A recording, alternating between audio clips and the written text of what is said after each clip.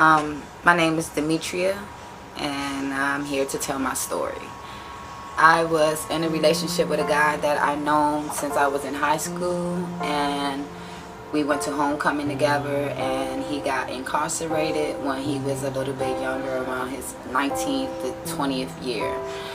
I decided to continue our relationship while he was incarcerated, and within the time that he was incarcerated, the last 5 years we stayed together. By the time he came home in 2020 of December, I decided that we would not be inseparable since.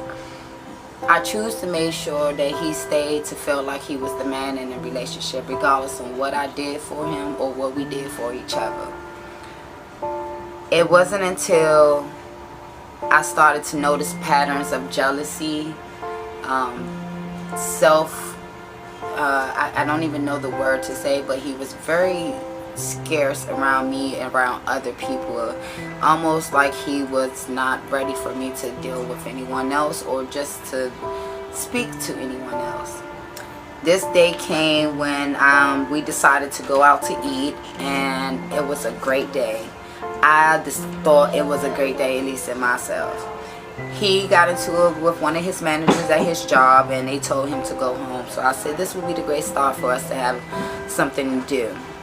We went to Walrus down at the wharf. We just proceeded to come home. We got in a slight disagreement, and unfortunately he got mad. By the time I got home, I said I was going to walk my dog, and that's what I decided to do. By the time I walked my dog and went in a cut, he met me there. With the perception of him just going to walk with me and talk with me, it turned into something deadly. He turned around and he said, "My queen, is this where I'm leaving you at? Is this what it's going to be?" I mean, being nonchalant and very passive with a lot of things, I was like, I don't care, do what you want to do.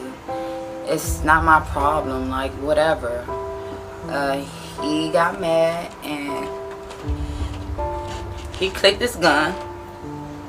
The loudest click I would never forget. Unfortunately, I relived that moment every day of my life. And he shot me in my back. I turned around just to make sure I was really looking at him shooting me.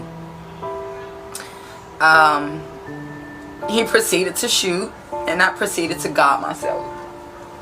In the midst of me guarding myself on the ground in the back of my neighborhood, I saw that he walked away. He proceeded to come over me and think that I had keys on me, and then he went and stole someone's car. He got arrested. I had enough strength to stand up and scream, "Uncle Vito!" I think at that moment I thought I was gone. But it wasn't until I felt my uncle pick me up and hold me tight and start saying, Dim, baby, don't let go. Dim, follow my voice, Dim, follow my voice. In the proceedings, I jumped up and I said, "Where's my son?" My son is my dog, who also got shot. Thankfully the ambulance arrived in a reasonable time, and I went to the hospital where I had to go through a blood transfusion from the amount of blood that was lost. I have a gunshot wound right here on the side of my rib where I got hit, and it hit my lung, so I had to have a tube in my lung for almost about a week and a half. I also have a shattered thumb, torn ligaments in my finger. He shot my pointer and he shot my wrist. I have 3 shots in my chest, 5 shots in my back, 2 in my lower back, 1 in my head, 1 in my shoulder. I have 2 bullets still stuck in me. I got a shot in my kneecap. And I have a few shots just everywhere. Total shots in my body is 30. I just want to put awareness out to anyone that's in a relationship with someone who is suffering with something that you might not know. Try to talk to them or get away. I never knew the signs, and the signs that I did see, I ignored them. Don't ignore them. Because all I could think is if I was in bed, I would be dead.